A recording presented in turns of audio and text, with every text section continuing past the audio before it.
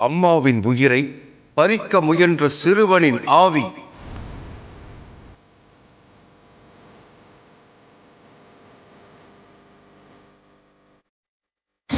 மல்லிகா படபடப்போடு காத்திருந்தாள்.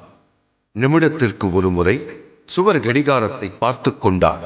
தூரத்தில் ஏதாவது வாகன சப்தம் கேட்டாலும் வாசலுக்கு ஓடி வந்து பார்த்தார். ஆனால் விஸ்வா வந்தபாடில்லை.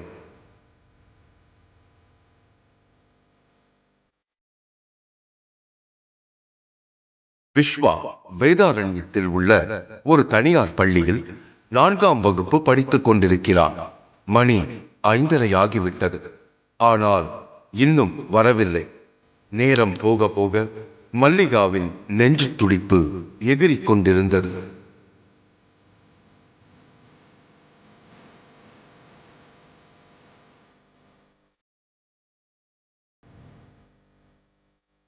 அந்நேரத்தில்தான் வாசலில் இருந்து அம்மா என்ற விஸ்வாவின் குரல் மல்லிகாவிற்கு எட்டியது. புத்தக பையை முதுகில் சுமந்தபடி பள்ளி சீருடையோடு வந்து நின்ற விஸ்வாவை கட்டி அணைத்துக் கொண்டார். அவனை உச்சி முகர்ந்து கொஞ்சினார். வீட்டிற்குள் அழைத்து சென்றார். அவனுடைய சீருடைகளை களைந்து வேறு உடைக்கு மாற்றிவிட்டார்.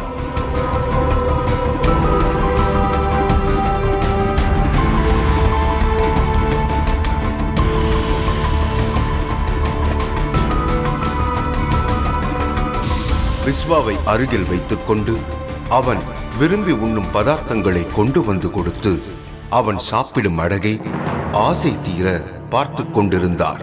மல்லிகா பாலை குடித்துக் கொண்டிருந்த விஸ்வா டம்ளரை கீழே வைத்த கையோடு விளையாட ஆயத்தமானான். விஸ்வா ஒரே ஒரு செல்ல பிள்ளை என்பதால் பெரும்பாலும் அவனை வெளியே சென்று விளையாட அனுமதிப்பதில்லை. எனவே தன் தாயையே ஓடிபிடித்து விளையாட வரும்படி வற்புறுத்தினான். மல்லிகாவிற்கும் மகனோடு விளையாட மகிழ்ச்சிதான். எனவே அவன் எழுந்து ஓட அவனை பிடிப்பது போல் பாவனை செய்து அந்த வீட்டுக்குள்ளேயே ஓடிக்கொண்டிருந்தான். ஒரு கட்டத்தில் விஸ்வாவின் ஓட்டம் வேகமெடுத்தது. உண்மையை சொல்ல வேண்டுமெனில் அவனுடைய ஓட்டத்திற்கு மல்லிகாவினால் ஈடு கொடுக்க முடியவில்லை. அசுர வேகத்தில் மேஜை, நாற்காலி என அத்தனையையும் தாண்டி குதித்து உற்சாகத்தோடு ஓடிக்கொண்டிருந்தார். மல்லிகாவிற்கோ பயம் வந்துவிட்டது. எங்காவது விழுந்து விடுவானோ என்று அவனை அப்படி ஓட வேண்டாம் என தடுக்க முயன்றார். ஆனால் அதையெல்லாம் கேட்கும் மனநிலையில் அவன் இல்லை. ஓட்டம் என்றால் அப்படி ஒரு பயங்கர ஓட்டம். மல்லிகாவிற்கோ மூச்சு வாங்கியது. இந்நிலையில் விஸ்வா வீட்டின் பிரதான கதவை தாண்டி வெளியே ஓடினார். வெளியே ஓடுகிறானே என்ற பதற்றத்தோடு மல்லிகாவும் வேகமாக அவனை தொடர்ந்து ஓடினார். அந்த வீட்டின் பிரம்மாண்டமான அந்த ஒற்றை கதவு மல்லிகாவின் முகத்தில் வந்து பயங்கரமாக மோதியது. அதே இடத்தில் மல்லாந்து சரிந்தார்.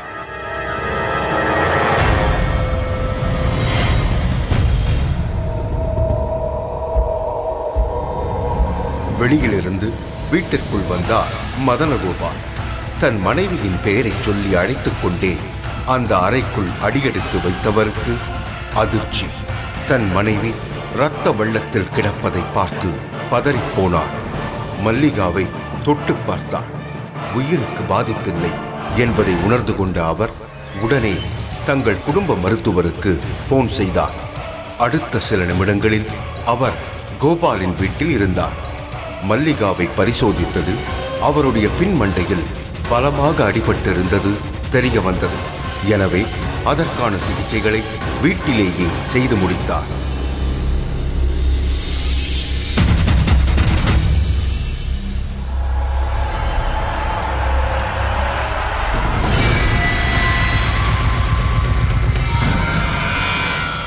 சின்ன அடிதான், ஆனால் பயங்கர ரத்தமாக இருந்தது. சரின்னு அவங்கள பார்த்துட்டு மெடிசன்ஸ் கொடுத்துட்டு ஸ்டிச்சஸ் எல்லாம் போட வேண்டிய நிலைமை இல்லை. சரி, நான் கொஞ்சம் ட்ரீட்மெண்ட் மட்டும் பண்ணிவிட்டு மெடிசன்ஸ் கொடுத்துட்டு அவங்களுக்கு அவரை மதனை கொஞ்சம் பக்கத்தில் இருந்து பார்த்துக்க சொல்லிட்டு வந்திருக்கேன். ஏன்னா அவங்களுக்கு ஒரு ஸ்பெஷல் கேர் தேவை. மல்லிகாவிடம் என்ன நடந்தது என்று கேட்டார் கோபால். அவர் தடுமாறி விழுந்து விட்டதாக ஏதோ ஒரு பதிலை சொல்லி வைத்தார். ஆனால் அவரது கண்கள் மட்டும் அடிக்கடி எதையோ தேடிக்கொண்டிருந்தன. மறுநாள் அலுவலகத்திற்கு செல்லாமல் வீட்டிலேயே இருந்தார் கோபால். தன் மனைவியை எழுந்து கூட நடக்க விடவில்லை. ஓடியாடி மனைவியின் தேவைகளை கவனித்துக் கொண்டார். வேளா வேளைக்கு மருந்து மாத்திரைகளை அக்கறையாக கொடுத்தார். 1 மணிக்கொரு தரம் பழச்சாறுகளை மல்லிகாவிற்கு கொடுத்து கொண்டே இருந்தார். கணவனின் அன்பை எண்ணி பூரித்து போனார் மல்லிகா. ஆனாலும் அவரது கண்கள் வீட்டின் பிரதான கதவையே வெறித்து பார்த்து கொண்டிருந்தன. ஓரிரு நாளிலே சகஜ நிலைக்கு திரும்பிவிட்டார் மல்லிகா. சரியான நேரத்திற்கு வந்து நின்றான் விஸ்வா. வழக்கத்தை விட உற்சாகமாக இருந்தான். வந்ததும் வராததுமாக விளையாட தயாரானான். எனவே தன் அம்மாவை அந்த விளையாட்டிற்கு வரும்படி அழைத்தார். மகனை வாரி அணைத்துக் கொண்ட மல்லிகாவும் அந்த விளையாட்டிற்கு தயாரானார். முதலில் மல்லிகாவிற்கு கண்களை கட்டிவிடுவது என்று முடிவானது. கருப்பு துணி ஒன்றை கொண்டு வந்து தன் தாயின் கண்களை இறுக கட்டிவிட்டாள். விளையாட்டு அந்த வீட்டின் முதல் தளத்தில் தொடங்கியது. தன் அம்மாவிற்கு போக்கு காட்டிக்கொண்டே அந்த அறையை விட்டு வெளியே வந்தான். கைகளை முன்னே நீட்டியபடியே அந்த அறையை விட்டு வெளியே வந்தாள் மல்லிகா. சிரித்துக்கொண்டே விஸ்வா மெல்ல மெல்ல நகர்ந்து கொண்டிருந்தார். அதை ரசித்துக் கொண்டே மல்லிகாவும் முதல் தளம் எங்கும் சுற்றி வந்தார். தான் இருக்கும் இடத்தை காட்டும் விதமாக சமிக்ஞை செய்து கொண்டே இடம் மாறி ஒளிந்து கொண்டிருந்தார் விஸ்வா. அப்போது சிரித்துக் கொண்டிருந்த அவனுடைய முகம் திடீரென மாறியது.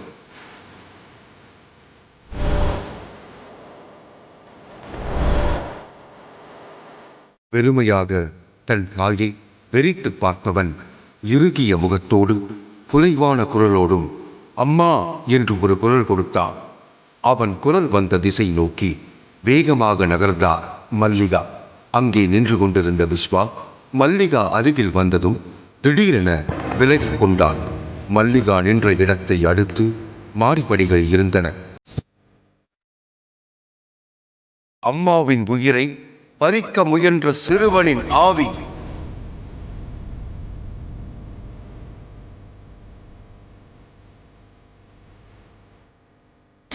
அடுத்த அடி எடுத்து வைக்க மாடிப்படிகளில் உருண்டார். தலை கிறுகிறுக்க மயங்கி சரிந்தார்.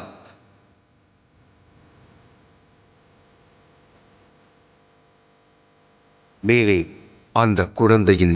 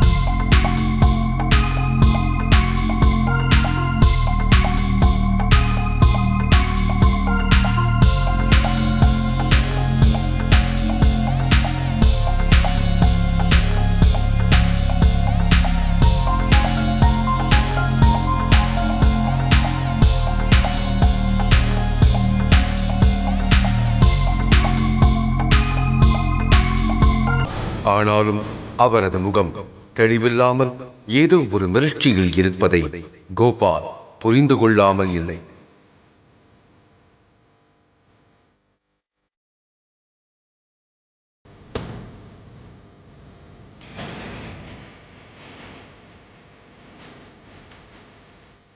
தமது ஃபேமிலி டாக்டருக்கு போன் செய்தார் மதனகோபால். வீட்டில் நடந்தவற்றை சொன்னார். மல்லிகாவுக்கு ஏன் இப்படியெல்லாம் நடக்கிறது என்று தெரியவில்லை என புலம்பியவர், மேற்கொண்டு ஏதாவது விபரீதம் நடந்து விடுமோ என பயமாக இருப்பதாக தெரிவித்தார். மதன் சார், நீங்கள் கவலைப்படாதீங்க. அவங்கள நீங்கள் வாட்ச் பண்ணுங்கள். ஒரு 2-3 வீக்ஸ் வாட்ச் பண்ணிவிட்டு அவங்கள பாருங்கள். அவங்களோட மூமெண்ட்ஸ் பாருங்கள். எங்கே போகிறாங்க, எங்கே வராங்க, என்ன பண்ணுறாங்கன்னு ஃபுல்லாக ஃபாலோ பண்ணுங்கள். பண்ணால் தான் நம்மளுக்கு தெரிய வரும் அவங்களோட ப்ராப்ளம் என்னன்னு. அது நீங்கள் ஃபாலோ பண்ணுறது அவங்களுக்கு தெரியவே கூடாது. அந்த மாதிரி ஃபாலோ பண்ணுங்கன்னு சொன்னேன். விஸ்வா ஒரு ஓரமாக அமர்ந்து படித்துக் கொண்டிருந்தான். மல்லிகா அவனுக்கு அருகில் இருந்தபடியே கவனித்துக் கொண்டிருந்தான். சிறிது நேரம் படித்து முடித்தவன் கொஞ்சம் ஓய்வெடுத்துக் கொள்வதாக கூறவே இவரும் சம்மதித்தார். புத்தகத்தை மூடி வைத்து விட்டு எழுந்த விஸ்வா மீன் வளர்க்கும் தொட்டி அருகே சென்றான். பொறி எடுத்து வந்து மீன்களுக்கு போட்டான். அவை சாப்பிடுவதை உற்சாகமாக ரசித்துக் கொண்டிருந்தான். அப்போது அவன் கையில் வைத்திருந்த கர்ச்சீப் தவறி தண்ணீரில் விழுந்து விட்டது. அம்மாவை அழைத்த விஸ்வா அதை எடுத்து தரச் சொன்னான். மல்லிகா கர்ச்சீப்பை எடுக்க முயல அது தண்ணீரில் தள்ளிக்கொண்டு போனது.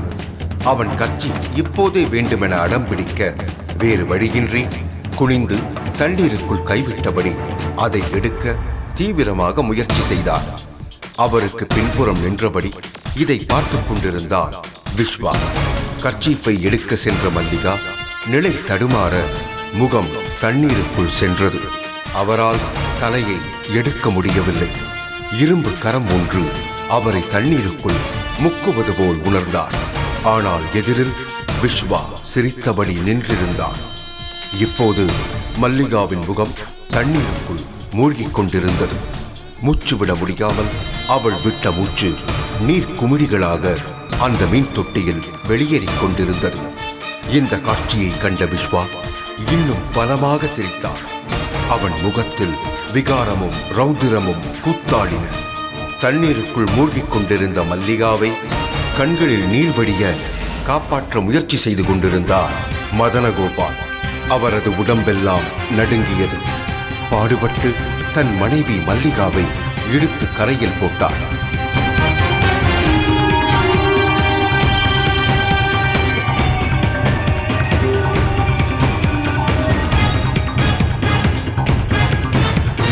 ஏகப்பட்ட தண்ணீரை குடித்திருந்தார் மல்லிகா.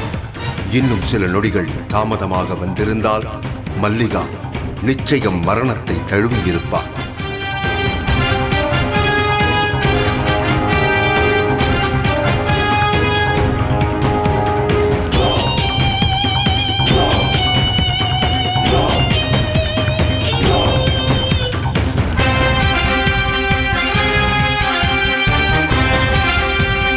மல்லிகாவை வேறு அறைக்கு அழைத்து சென்று மெல்ல விசாரித்தார். தற்கொலை செய்து கொள்ளும் அளவுக்கு என்ன பிரச்சனை வந்தது என கேட்டார். இதில் பதறிப்போன மல்லிகா தான் தற்கொலைக்கு முயலவில்லை என்றும் விஸ்வாவின் கட்சி தண்ணீரில் விழுந்ததால் எடுத்துக் கொடுக்க நினைத்ததாகவும் கூற மதனகோபாலுக்கு நடு மண்டையில் இடி மின்னலுடன் இறங்கியது போல் இருந்தது. அந்த பெண் டாக்டர் மதனகோபாலின் செல்லுக்கு தொடர்பு கொண்டார். ரிங் ஆனதே தவிர யாரும் எடுக்கவில்லை. மதன் சாருக்கு கால் பண்ணால் ஃபோன் போயிட்டே இருந்தது, எடுக்கவே இல்லை. சரி, டிரைவிங்கில் இருப்பார், சம்டைம்ஸ் கால் எடுக்க மாட்டார், விட்டுட்டேன். ஒரு 15 மினிட்ஸ் கழிச்சு எனக்கு திருப்பி கால் பண்ணுவார் அவர். சரிட்டு பார்த்தா அவர் காலே பண்ணலை. சரி, லேண்ட்லைன் கால் பண்ணேன். ஃபோன் போயிட்டே இருந்தது. ஒரு 6-7 வாட்டி அடித்தேன், போயிட்டே இருந்தது, யாருமே எடுக்கலை. சரின்ட்டு மல்லிகா கால் பண்ணேன். மல்லிகா கால் பண்ணால் அப்பவும் கால் போயிட்டே தான் இருக்குது, யாருமே எடுக்கவே இல்லை ஃபோனை. சரி, என்னடா யாருமே எடுக்கலையேன்னு எனக்கு கொஞ்சம் டென்ஷன் ஆகிடுது. சரின்னு போயிட்டு பார்க்கலான்ட்டு அவங்க வீட்டுக்கே கிளம்பிட்டேன். கட்டிலில் மல்லிகா ஒருபுறம் அமர்ந்திருக்க இன்னொரு பகுதியில் மதனகோபால் உட்கார்ந்திருந்தார். அவரது நினைவுகள் பின்னோக்கி சென்றன. இவர்களுக்கு திருமணமாகி 2 வருடங்கள் வரை குழந்தையே இல்லை. வேண்டாத தெய்வங்களையெல்லாம் வேண்டி வந்து பிறந்தவன்தான் விஸ்வா. அதோடு கர்ப்பப்பை வலுவிழந்து விட்டதால் இன்னொரு குழந்தைக்கு அவரால் தாயாக முடியாது என்ற நிலை. இதனால் விஸ்வாவின் மீது மல்லிகாவிற்கு கொள்ளை பிரியம். மகனை பள்ளிக்கு அனுப்பி வைத்துவிட்டு வீட்டில் தனிமையில் தவியாய் தவிப்பார். அன்றும் அப்படித்தான். மகனை ஆசையோடு உச்சி முகர்ந்து பள்ளிக்கு அனுப்பி வைத்தார். அம்மாவிற்கு ஆனந்தமாய் கையாட்டி டாட்டா சொல்லிவிட்டு சென்றான் விஸ்வா. 1 மணி நேரம் கடந்திருக்கும். மல்லிகா ஆளை கூட்டிக் கொண்டிருந்தார். அப்போது அழுகையும் ஆவேசமுமாய் ஓடி வந்தார் மதனகோபால்.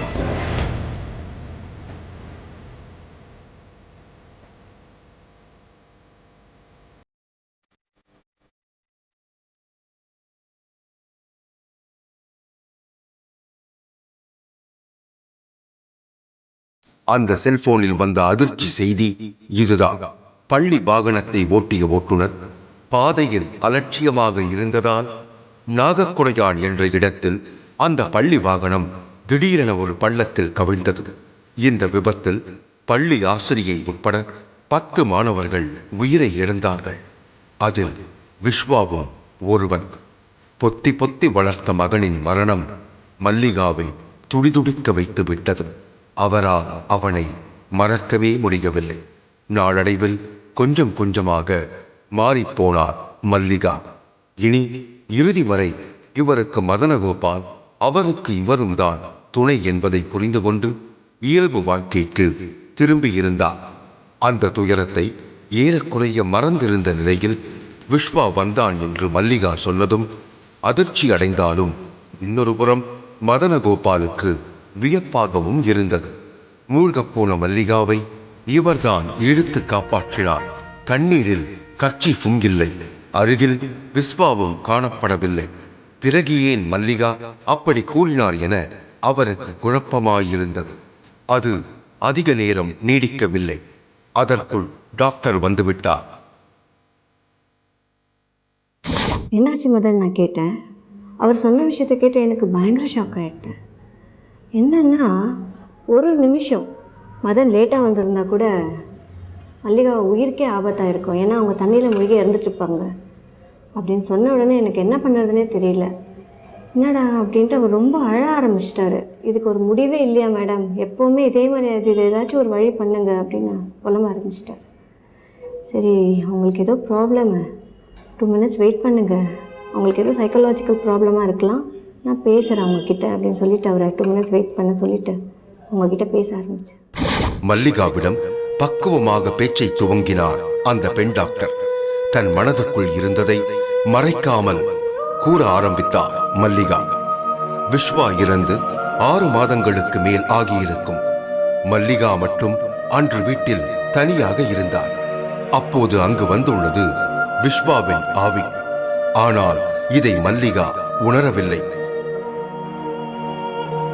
அவருக்கு முன்னால் சென்ற சிறுவனின் ஆவி அவரை பார்த்து சிரித்துள்ளது, சேட்டைகள் செய்திருக்கிறது. இவை எதுவும் மல்லிகாவின் கண்களுக்கு தெரியவில்லை. அம்மாவையே சுற்றி சுற்றி வந்த சிறுவனின் ஆவி அவர் கண்டுகொள்ளாமல் போகவே கண் கலங்கியது.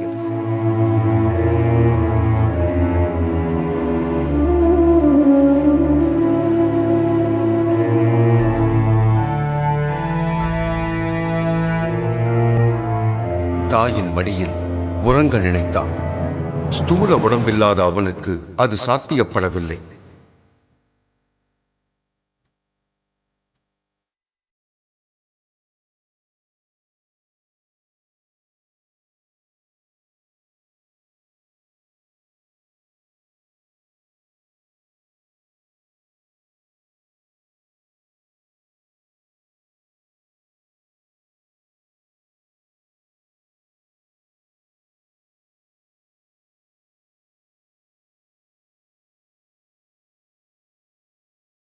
அப்போதுதான் விஸ்வா ஒரு முடிவுக்கு வந்தான். தன் தாயையும் தன் உலகிற்கு அழைத்து சென்று விட வேண்டும் என்பதுதான் அந்த விபரீத முடிவு. எனவே அந்த ஆவி விஸ்வாவைப் போல ஒரு மாய உருவம் கொண்டது. தன் தாயே தற்கொலை செய்து கொள்ளும்படி பல்வேறு விளையாட்டுகளில் இறங்கியது. ஆனால் அவற்றை மல்லிகா விளையாட்டு என நினைத்து கொண்டார். மல்லிகா கிட்ட நான் பேசி பார்த்தேன். பேசுனதில் அவங்க சொன்ன விஷயத்த என்னால் நம்பவும் முடியல, நம்பாமல் இருக்கவும் முடியல. இப்படியெல்லாம் இருக்குமான்னு எனக்கே தெரியல. இப்போ சொன்ன விஷயம்லாம் ரொம்ப கஷ்டமாக இருந்தது. என்னென்னா, டெய்லி அவன் ஸ்கூல்லேருந்து வரான், அவனுக்காக நான் வெயிட் பண்ணுறேன், டிஃபன் கொடுக்குறான், அவன் ட்ரெஸ் சேஞ்ச் பண்ணி விட்டுட்டு அவன் கூட விளையாடுறது, டெய்லி இதே மாதிரி அவன் வரான், ஸ்கூல்லேருந்து வந்து நான் பண்ணுறேன், அவன் என் கூடவே இருக்கான், இங்கே தான் இருக்கான், அவன் இறக்கலன்னு இதே சொல்கிறான். சொல்லப்போ தான் எனக்கு என்ன பண்ணுறதுன்னு தெரியல. ஒரு தாயோட கஷ்டம், அது குழந்தை இல்லாத கஷ்டம். இருந்து இறந்த குழந்தைக்கு அவளை மனசை விட்டே போகல. அவன் தான் தனிமையில் இருக்கும் போதெல்லாம் விஸ்வா வருகிறான் என்பது அவரின் எண்ணமாகி போனது. இதனால் எப்போதும் தனிமையில் இருப்பதையே விரும்பினார் மல்லிகா. அப்போது நடந்தவை தான் இத்தனையும். ஆனால் ஒவ்வொரு முறையும் மல்லிகா அவர் கணவர் மூலம் காப்பாற்றப்பட்டார். இறந்து விடுவேன் என தெரிந்தாலும் மகனுக்காக அதை செய்ய வேண்டும் என்றே தோன்றுவதால் சொல்லி முடித்தார் மல்லிகா. தான் குழந்தை சுற்றி சுற்றி வருது போகிறது எல்லாம் தெரிஞ்சு இந்த குழந்தைக்கு தன்னால் எதுவுமே பண்ண முடியல அப்படின்றச்ச அந்த தாய்க்கு ரொம்ப துக்கம். அந்த துக்கத்தை என்ன பண்ணுறாவோ தான் உயிரோடு இருக்கிறதோட இறந்து போய் குழந்தைக்கு எல்லாம் சேவை பண்ணலாம் அப்படின்னு நினைக்கிறச்ச என்னால் அது எவ்வளோ பெரிய விஷயம். அந்த தாய்க்கோட மனசு அந்த குழந்தையோட மனசு இது இவங்க ரெண்டுக்கு தான் தெரியும். இது ரெண்டுல யாராலையும் அதை ஒன்றும் பண்ண முடியாது. அந்த தாய் எவ்வளோ தூரத்துக்கு தாய் இறந்து அந்த குழந்தைக்கு சேவை பண்ணணும்னு நினைக்கிறேன்னா she is a great woman. Doctor மூலம் தன் மனைவி சொன்ன விஷயங்களை கேட்டறிந்த மதனகோபால் நொறுங்கி போனார். இறந்து போன மகனை நினைத்து அழுவதா, இல்லை மகனுக்காக உயிர் துறக்க துடிக்கும் மனைவியை நினைத்து அழுவதா என்று அவருக்கு புரியவில்லை. அப்போது மல்லிகாவை தனிமையில் விட வேண்டாம், கூடவே யாராவது கொஞ்ச நாளைக்கு இருக்க வைத்தால் விஸ்வாவை மறந்து போவார் என யோசனை சொன்னார் டாக்டர். அதன்படி 24 மணி நேரமும் மல்லிகாவோடு இருக்கும் பணிப்பெண் ஒருவர் அமர்த்தப்பட்டார். அவர் இருக்கும்போது விஸ்வா மல்லிகாவின் கண்களுக்கு தெரியவில்லை. அதனால் எப்படியும் தன் மகன் வருவான் என்ற எதிர்பார்ப்போடு அந்த வீட்டில் மல்லிகா காத்திருக்கிறார். இறந்து போன விஸ்வாவின் விருப்பம் நிறைவேறுமா? காலம்தான் அதற்கு பதில் சொல்ல வேண்டும்.